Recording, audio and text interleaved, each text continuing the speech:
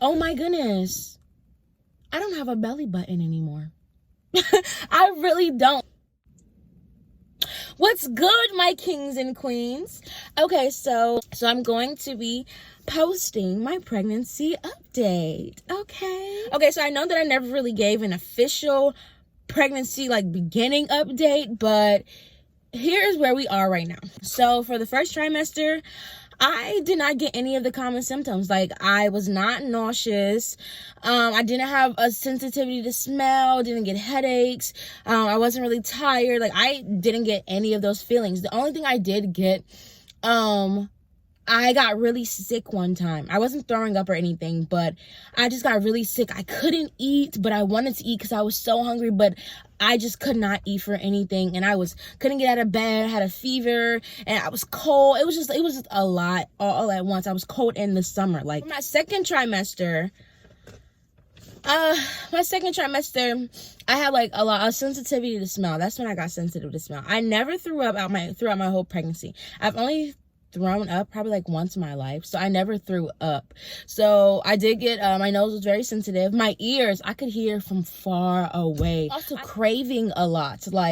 I liked popcorn. I didn't like popcorn before, and now I just love popcorn and peanut butter. I love me some peanut butter. The thing about that is my child's father, he's allergic to peanut butter. So I'm thinking, and I'm like, well, are you going to be the antithetical of that, or are you going to really want peanut butter now, and then when you come out into the world, you're going to be like, you don't want peanut butter anymore, you're going to be allergic to it? I really loved spicy food. I could eat spicy food like it was nothing. I could just eat straight spicy food, and that was it, and it was so good. No heartburn, none of that.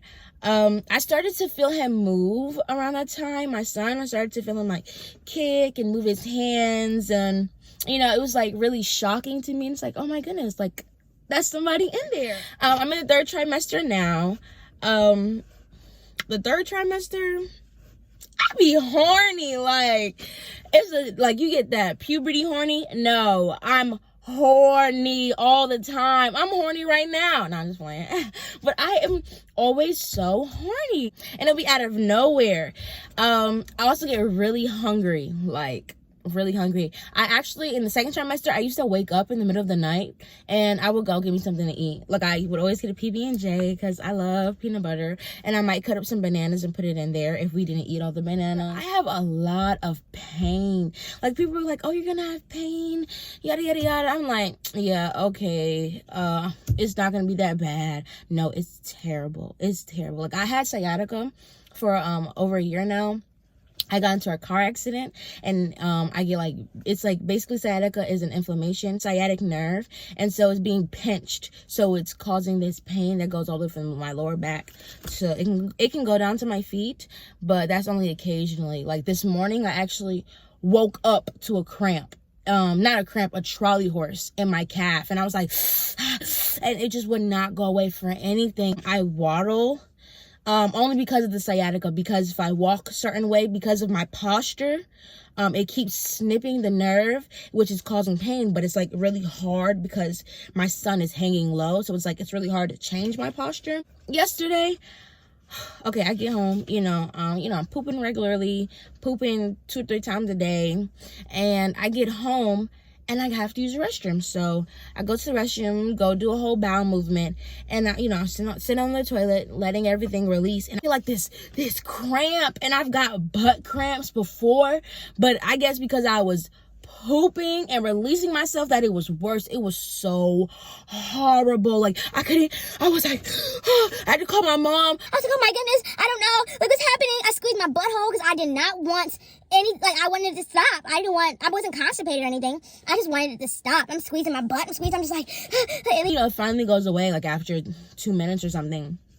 But that was the longest 2 minutes of my life.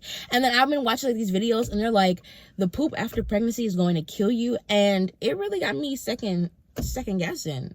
I don't know if I'm ready to give birth, because that's a lot. A lot. Oh my goodness. I don't have a belly button anymore. I really don't. Like, I had an innie, and I always see women and they have an Audi, and I'm like, I don't really like that. I don't think it's cute. But my stomach is like, it's a flat surface, basically. My belly button is a flat surface, and that means it's about to start poking out. I be having conversations with him like, don't play with me. Like, this is the limit. I do not want an Audi for anything in the world. No offense to people that have Audis. I just don't want one. I felt like Z, that's one of the nicknames that I have for my son. His name is Zaire. One of the things I honestly felt like he didn't like me. I felt like we didn't connect. When I first found out I was pregnant in June and July, I was still very, very, very depressed, and I was still lashing out on my family and still didn't want to talk to anybody, and it was still really bad. And I was just like, dang, he's probably like, I don't want this lady to be my mom. And I mean, that kind of made me sad. I just, like, you know, kind of really wanted to be the best person for him. You know, I've been really going to therapy, so I'm not depressed anymore because I don't want him to be depressed. I cried almost every single night at the beginning of my pregnancy, not because I was pregnant, but because I was depressed and I was still dealing with things that I was supposed to have dealt with last year, and I let it prolong. But honestly, I would say, like, my pregnancy has been the best experience, and I feel like I have really grown the most out of my whole life in these 7 months. Like, I want to be a better person for him. I always want to be smiling. I want to see his face, and I want to kiss on him, and I want him to know that I love him. And I was so nervous. And I mean, now I feel like that we are connecting, but when I didn't, I swear that he was just gonna hate me. And honestly, I was like, he probably should hate me. Like, I was terrible to my mom. Not my whole life, but when I was depressed, I was terrible to her. I was so mean to her. And hurt people. And I did that because people would continue to hurt me, and I wanted to lash out and hurt somebody else. Which is so dumb because she had my back. Like no one else really had my back. She had my back, and I hurt her, you know. And so that really put things in perspective, because I was like, I know my son, you know, you're going to get that karma, because what you do to your parents, you're going to get, your child's going to do something like that to you. And so, yeah, but lately I feel like we're good, you know? And I know that he's going to be amazing, because he's fixed so much already. He started to fix our family. Our family was broken. My relationship with my sisters were off. But as soon as I said I was pregnant, after that, like, we started to join together. Like, he's fixed me from the inside out. My mom has set goals that she wants to have accomplished before he gets there. You know, he's really changing things, and he's not even here yet. He's here. Oh, he's here, but he's not physically here. Like, we can't touch on his face and feel on his hands and smell his feet. Yes, my mom wants to smell his feet so bad. I know that I will be a good mommy. I know, and I am ready to be a good mommy, and I'm excited. And I'm excited for you all to join my journey and just watch me grow, watch me raise my child, watch me maneuver the rest of high school, maneuver life. You know, and I hope that you take something from this. I hope you learn something from my life stories that I'm going to tell you. Yes, thank you for tuning in, and I will see you in the next video. Bye, my loves.